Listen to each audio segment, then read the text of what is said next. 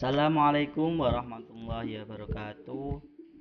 Pada kesempatan kali ini di pertemuan ke-12 pada mata kuliah Ilmu Pengetahuan Alam, pada kesempatan kali ini kelompok kami memaparkan materi yang berjudul Kurikulum Tingkatan Satuan Pendidikan atau KTSP 2006, Kurikulum 2013 dan Kurikulum 2013 Revisi Tingkat SD atau yang diampu oleh Bapak Damar Septian MPD dan materi disusun oleh Ali Ridho dan Hanifatus Saadah.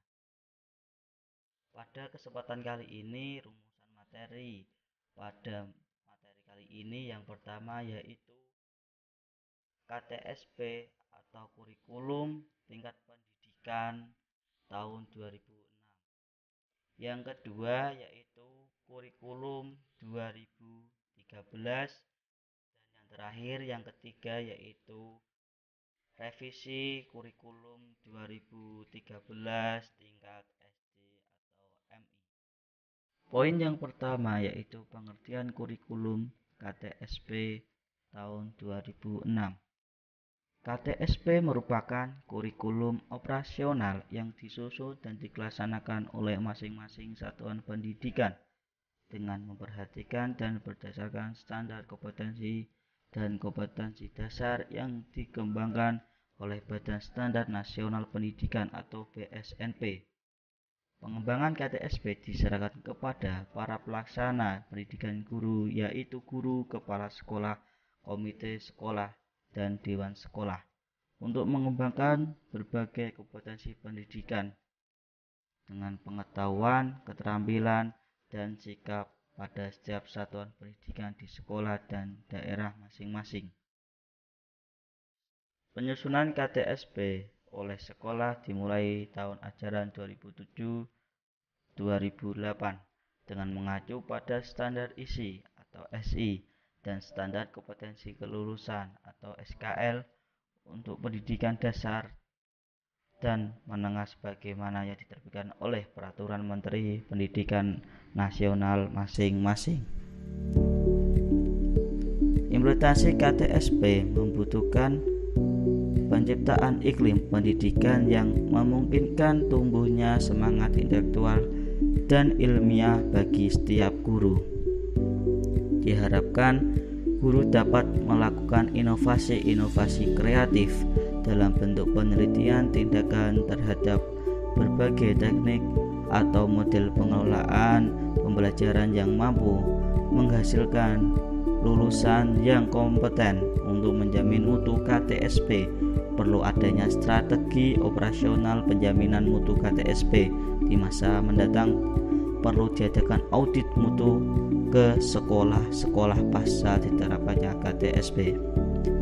Struktur dan muatan KTSP pada jenjang pendidikan dasar dan menengah yang tertuang dalam SI atau standar isi meliputi 5 kelompok mata pelajaran.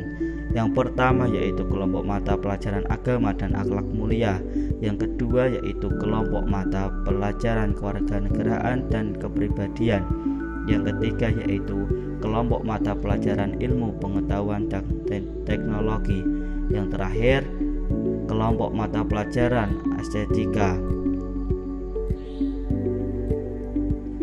Dalam menentukan arah pendidikannya, sekolah perlu melakukan kajian-kajian dan penyempurnaan sesuai dengan antisipasi berbagai perkembangan dan perubahan. Diharapkan sekolah dan komite sekolah atau forum orang tua murid mampu mengembangkan KTSP berdasarkan kerangka dasar kurikulum dan standar kompetensi lulusan yang disusun sendiri berdasarkan kebutuhan sekolah dan murid. Tim penyusun kurikulum tingkat satuan pendidikan MI atau SD terdiri atas guru, konselor, dan kepala madrasah sebagai ketua, merangkap anggota di dalam kegiatan tim penyusun, melibatkan komite sekolah dan narasumber serta pihak lain yang terkait. Supervisi dilakukan oleh departemen yang menangani urusan pemerintah di bidang agama. Yang poin yang kedua yaitu kurikulum 2013. Kurikulum 2013 adalah kurikulum terbaru yang diluncurkan oleh Departemen Pendidikan Nasional mulai tahun 2013 ini sebagai bentuk pengembangan dari kurikulum sebelumnya, yaitu kurikulum 2006 atau KTSP atau kurikulum tingkat satuan pendidikan yang menyangkap kompetensi sikap, pengetahuan, dan keterampilan secara terpadu. Menjelang implementasi kurikulum 2013, penyiapan tenaga guru dan tenaga kependidikan lainnya sebagai pelaksana kurikulum di lapangan perlu dilakukan. Sehubungan dengan itu, Badan Pengembangan Sumber Daya Manusia, Pendidikan dan Kebudayaan dan Penjaminan Mutu Pendidikan atau BPSD MPK dan PMP telah menyiapkan strategi pelatihan implementasi kurikulum 2013 bagi guru, kepala sekolah, dan pengawas. Yang selanjutnya yaitu dalam pasal 1 ayat 29 Undang-Undang Nomor 20 Tahun 2003 bahwa kurikulum merupakan pengaturan mengenai tujuan, isi, dan bahan pelajaran serta cara yang digunakan sebagai pedoman penyelenggara kegiatan pembelajaran untuk mencapai tujuan pendidikan tertentu. Dalam kurikulum 2013 memiliki karakteristik diantaranya kompetensi inti dan kompetensi dasar. Membagi konsep dasar pelajaran dalam 3 pengertian, yaitu pengertian kuantitatif, pengertian institusional, dan pengertian kualitatif. Metode pembelajaran, cara yang digunakan dalam proses pembelajaran sehingga diperoleh hasil yang optimal.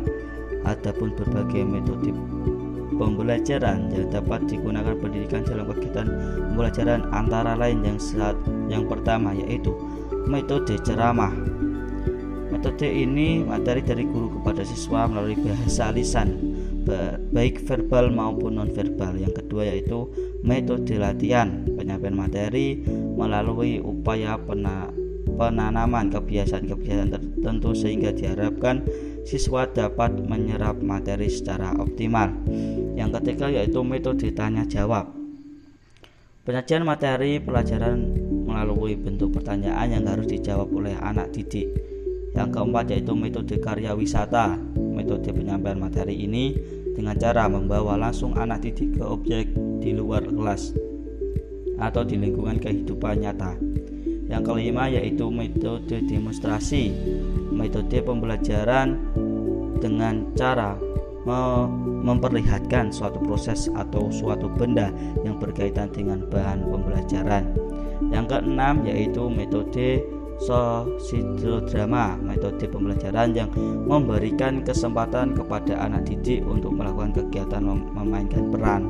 Yang ketujuh yaitu metode bermain peran, pembelajaran melalui pengembangan imajinasi dan penghayatan anak didik. Yang 8 yaitu metode diskusi. Metode ini belajar melalui pemberian masalah kepada siswa dan siswa diminta untuk memecahkan masalah secara kelompok. Yang ke-9 yaitu metode pemberian tugas dan resitasi. Yang ke-10 metode eksperimen, pemberian kepada siswa untuk percobaan. Metode yang terakhir yaitu metode proyek, yaitu membahas materi pembelajaran ditinjau dari sudut pandang lainnya.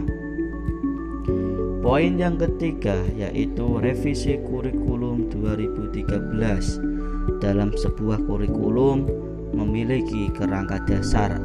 Adapun kerangka dasar dalam kurikulum 2013 diantaranya ialah landasan filosofis, landasan teoritis, dan landasan konseptual.